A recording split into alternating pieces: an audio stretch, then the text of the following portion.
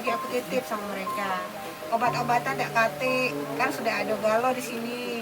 Intinya tidak kate lagi biaya rumah sakit, ya, dokter juga. Nah kakek kalau memang urusannya misalnya harus konsul ke rumah sakit umum, kita datangkan ke rumah sakit umum. Kenapa itu tangan-tangannya sudah ini ya? Iya. Memang kayak gitu ya dok? Kayak gitu, dia mengari Karena kemo itu kali ya.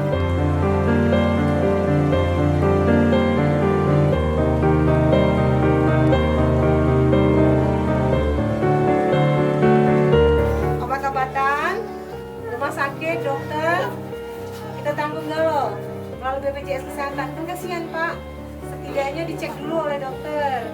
Apa dia yang dialami ibunya, apa yang dirasakan, dicek secara total.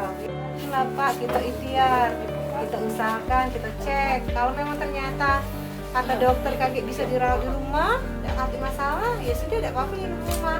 Tapi setidaknya kita